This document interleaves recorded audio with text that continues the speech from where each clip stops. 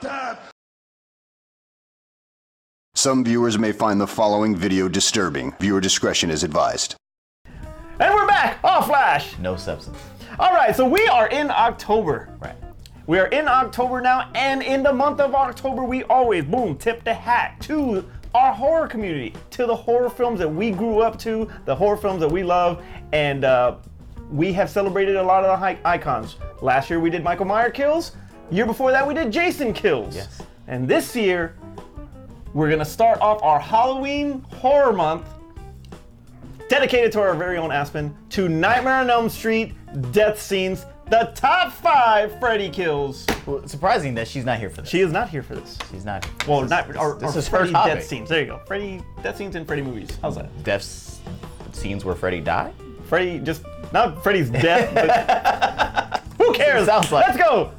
Terrence, go first. All right, I'm gonna assume that scenes where Freddy actually kills people. Death scenes in Nightmare on Elm Street. Because if you actually think about it, when I was looking these up, it was like, there's a lot of times he didn't actually kill anybody. He just kind of terrorizes them for a little bit. He's basically it. It was like, I'm gonna scare you. It's him. Okay. Let's get this right. I'm gonna scare you a little bit. Sorry. So anyway, You better not ever say that Pennywise I'm gonna scare you. Pennywise. I'm gonna scare you a little bit. I'm not actually gonna kill you. Just run around. So it was like, who did he actually kill? Because I could think of a lot of iconic moments where he didn't kill anybody. If you really think about it, before he started stand-up, because everything was a joke after part 4. Actually, at part 4, it's not Dr. Seuss, or it ain't Dr. Seuss. When he was pushing the bed of nails out, it was hilarious. Yeah, I mean, stuff like that, before the personality really Looking at his came watch. out, he actually was the one, he actually used his blades, and a lot of times, like you said, very similar to It, because It does the same thing. Mm-hmm. Pennywise goes at your fears. Mm-hmm. Freddy goes a little bit of a combination of your fears and actually other things that tie into you, whether it's your likes or dislikes or whatever, and he uses that against you. Okay, I got you. So stop stalling. All right, number 5. All right, so and this one, when I was looking up other people's lists, nobody had this, and I felt like this is underrated and it should be on people's list for a kill scene for Freddy. And that is when he pulled Marge the mom, I guess, through the door. Through the door. I had this conversation with a guy named Matt. We were talking about this actually today. Don't you think it's too cartoonish? No! I mean, it is. If you look at it now, it's very cartoonish because then you can see all of the effects and stuff like that. And it's a freaking plastic doll. It's a plastic. In the 80s, when it came out, it was shocking. It was shocking. Like, oh my God, that happened. They dressed a sex doll. And it was the twist ending to where like, oh wait, hey, the movie's it's not over yet. So they're still in the dream. Yeah, exactly. So like, and he pulls her directly through the little looking hole, and I was like, dude, that was gruesome, and it was like shocking. So I was like, wow, I love that scene. Very nice. All right. Number 4! So number 4, and I had to think about this one. I had to really think because, like I said, there was a lot of scenes where like he didn't really kill anybody, just kind of tortured people. Okay. But the pool party scene from Nightmare on Elm Street 2. What do you mean he didn't kill anybody? That's all he did. I know, but I had to think about it because I couldn't remember who actually he killed in that scene. Because I remember a bunch of kids running around and he's doing, "You're all my children now." He stabbed a dude in Yes, the face. I had to think about it. He slashed his face. He burned the other dudes alive. I'm sorry, did you guys not hear when I said to think about it? It's like, because I remember like kids still running around when these like flames and stuff. All right, fair enough. All right, say your case. I was like, no, but that's a great scene because it wasn't limited to one kid, and he was in reality. He was in reality. It was in reality, and it's like, which they're still kind of like really weak on explaining how that really happened, how he got to reality and was because he was still in the body. He was through the body. Okay. All right. So still weak. But anyway, the fact that he was able to now attack all the children at once, as opposed to having to hit them one at a time individually. Okay. You know, hey, can I sleep over tonight so I can murder you? Yeah. Number 3. All right, so number 3 is probably the most iconic line from Nightmare on Elm Street altogether. Primetime, bitch. It's primetime. You're welcome to primetime, bitch. That is one of the most iconic scenes from Nightmare on Elm Street altogether, and the fact that how you did it with like I know, right? Maybe move yours. Where the arms come out the TV and he gets her and like shoves her into the TV. The best part about it is them finding her later. And it's just hanging there. That's the best part of that scene. How scene. about the fact that it's Larry Fishburne? Yeah. Morpheus finds her. Morpheus finds her and she's all... By the way, all your favorite celebrities and movie stars have all started in horror. They all started in horror. How about Nightmare on Elm Street? Out of all of the horror genres that I can think of, anyway, please comment below if you can say anything. If you see otherwise. Had the most Oscar nominees or Oscar winners. Oh, okay, I can see that. Yeah. I mean, because Larry Fishburne. Yeah. Patricia Arquette. Johnny Depp. So yeah, you got 3. Right. That's more than any. I can't count anymore. I can't count anymore. That's it. Number 2. It flew away.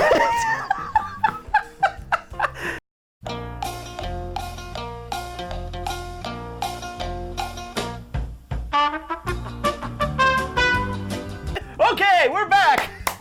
Number 2. I'm sorry, I lost my list. But anyway, my number 2, because I remember what I wrote down for my number 2.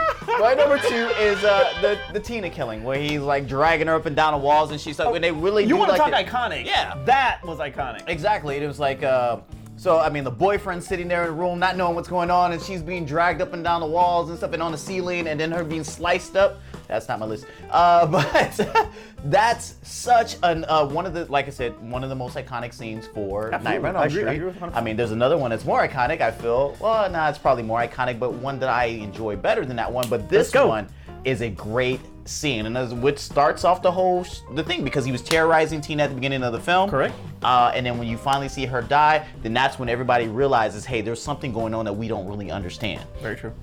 All right. Awesome. That's a good pick. Solid pick. All right. I'm curious because that was iconic. So let's go. I knew that was probably going to be your number 1, so it wasn't going to be my number 1. No, you'd be surprised because I'm going to get a lot of crap, just like I got my pool hall junkies. All right. If it's because what I picked. So number 1. There's no more crap to give you. There's no more crap that they can give you for that pick. But number 1. Number 1. And that's going to be Glenn in the bed with the bloodbath. Johnny Depp is your number 1 Elm Street kill. All right, look, death scene. Yes, look, it's like he's sitting there and Nancy's trying to reach out to him. And he's got the big 1980s headphones on. The beats. Yeah, exactly, the beats before the beats. And he's laying in bed, and then he gets sucked in, and you're like, okay, cool, that's interesting what they're doing with that particular death scene.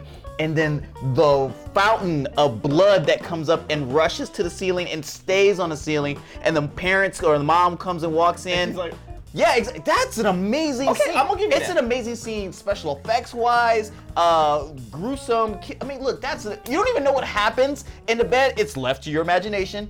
You're just left to your imagination. What happens in it? All you know is that he gets sucked in the bed, and then a fountain of blood came out. Okay. Crazy. Best scene in best kill in Nightmare on Elm Street altogether. All right. My number 5. I'm gonna get some crap, but it's all right. I got crap for that con artist.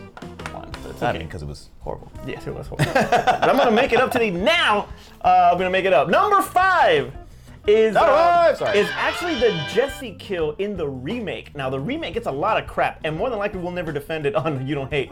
But that scene was pretty freaking brutal, man. I mean, the dude is just standing there in the dream world, and out of nowhere, Freddy's hand just busts out through his chest. It was freaking crazy, and I thought that it was worthy of being in the top 5.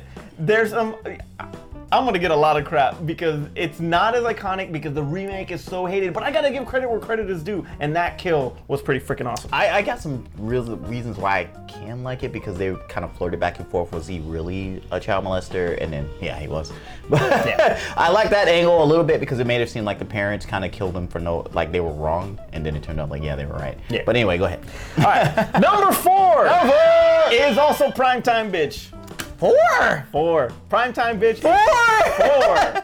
What is 3 better than 4? But what I liked about this was not just the kill. The death scene was awesome, but what led to it. You got Zsa Zsa Gabor and you got Dick Cavett talking, and he goes, "Can I ask you something else?" And she's like, "Certainly." And he goes, "Who gives a fuck what you think?" Freaking awesome, man. I love that. I laugh to this day. I just saw this damn movie and I was laughing, and I've seen Dream Warriors so many times. My favorite Elm Street of all time, my favorite poster of all time, and it still cracks me up when he says, "Who gives a what you think?" It's hilarious. That's my number 4. Number 3!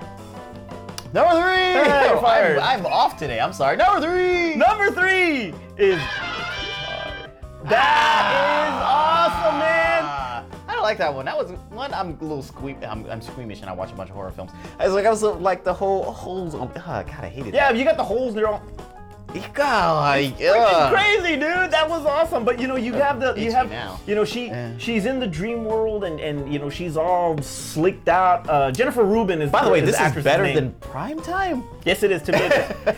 She's all slicked up. She's awesome. She's got the blades. She's good with it, and she's beautiful and bad. And then she's walking in that alley, and a panhandler walks by her. Everybody thinks it's Freddy. She turns around, and boom, Freddy's right there. They have a nice little battle right there and there, and then just he knows, she gets him under the arm, and he already knows where to hit her, and of course, the little holes, all the holes, the heroin holes, and all that stuff are all there, the tracks, and they're calling for it, and boom, he's got all the needles, and nasty, her freaking vein pops out, but a little goof on it. He actually comes in at her like this, and then you can see him actually turn his arm a little bit, and then the next shot, it's like this. But either way, awesome kill. It was. I just loved it. I thought it was awesome. What if she had been a sex addict? Say no more. Why do you? Alrighty then. Leave the comments below. What if she was a sex addict? What? He would have impaled her. All right. So number 2 is the Tina kill. Yes. That was freaking one of the best scenes. And then you have the rotating room, without and that's what made this early practical special effects. Yeah, man. They didn't have the CGI. Exactly. You got the rotating room without Turbo dancing and breaking 2 Electric Boogaloo, but he's out Did they get that from this? I think they did get that from this, right? Possibly. They was like, hey, you know what? Nightmare on Elm Street had this rotating room thing. We can use this for it. And or maybe it was the other way around. They were like, okay, breaking has that. We'll put a breaking song to that scene, and we'll see. Okay, that's awful. Anyway, but the practical effects on that, the fact that he actually does use the blade, because this is the introduction of this dream killer, right? Nobody's ever seen that before. And he actually uses the blade. He uses the blade more in part 1 and 2 than he did in any movie. Right. So it was really good to see that originality on it, especially in the beginning of Elm Street when he's actually making the damn glove. So it was a great iconic way to introduce the glove as a weapon. I loved it. You're absolutely right. Yeah. Definitely number 2. Number 1. Here's where I'm gonna get a lot of shit, and it's all right. Go ahead. It's actually Freddy's death scene. No! In Nightmare on Elm Street 4, the Dream Master. Wow. The Master of Dreams. I disagree with your list. My Sonic, whatever he says. Look, I lost my list. You need to lose your list. Get away.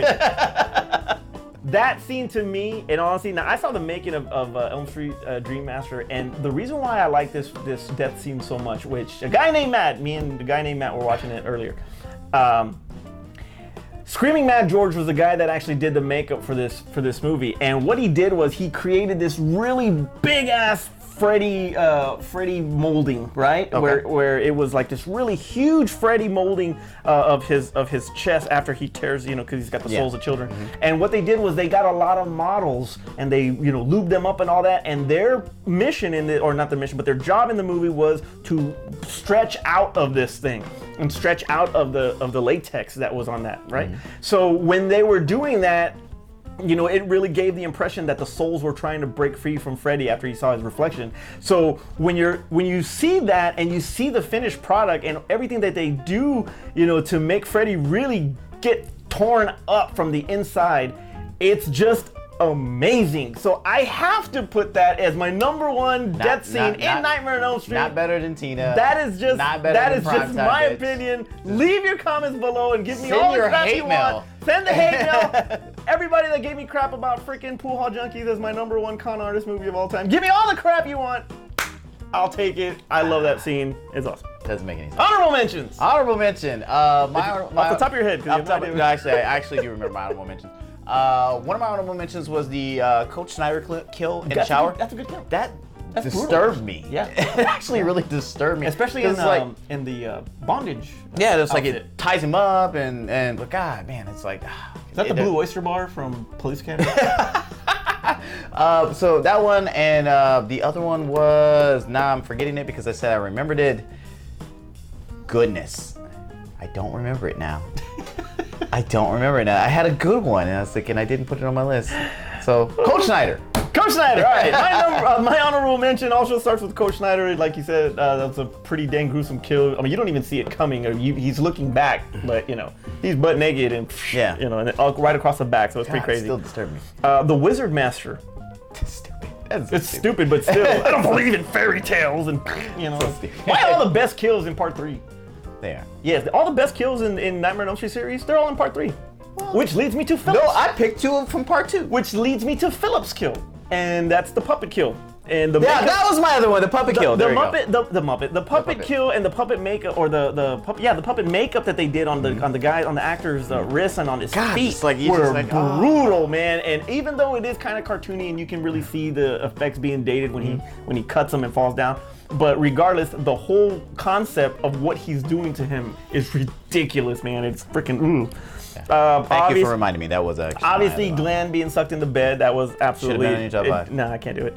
And okay, so I'm gonna talk about Dream Child.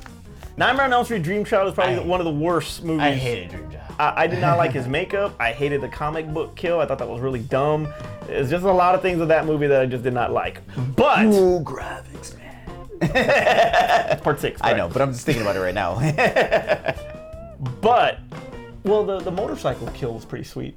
That was pretty badass makeup. Anyway, what got me on that was the Greta kill. Now, Greta is the girl that watches her weight. She's a model, blah, blah, blah. So he actually cuts her, and or he's cutting a doll and feeding the guts to her. Oh, that's gross. So, it kind of looks cheesy, but in the X-rated version. In the X-rated version? There's an X-rated version? Yeah, there is an X-rated version. I don't know if it'll ever come out. But in the X-rated version that the MPAA did not like, they actually show him cutting her stomach and feeding her own guts to her. Oh, God, that's gross. It was insane. But I got to give it an honorable mention just for the creativity. I'm glad it was an honorable mention because I have no video of that. Yeah. Or you might. I don't know. There might be some might be some stills. There might be some stills out there. But anyway, so if you look it up online, I don't know if they'll have it online, but as far as the picture, they have stills on it. Check it out. It's pretty crazy. So. Okay. Terrence, take us home. All right. So now that we're all grossed out and we're upset about Manny's top 5 list, Jesus Christ, how do you put that above Tina? Anyway. Make sure you, first of all, make sure you go to our Twitter page at the Goods Podcast on Twitter and let him have it for this top 5 list. Let him have it. I will like it and I will retweet it when you just blow him up. But anyway, if this is the first time that you're on the channel, make sure, or if you haven't already, make sure you subscribe and click the notification bell so that way you're aware of all the other videos that we do on the channel outside of top 5. As well as go to our Patreon, patreon.com/goods, so that way you can help the channel get better by contributing anywhere from $1 on up. We have a bunch of giveaways that we're giving away, posters, t-shirts, maybe if you're in the area you can be on the show or at least suggest a topic. That will get you that type of access. You brought up Twitter.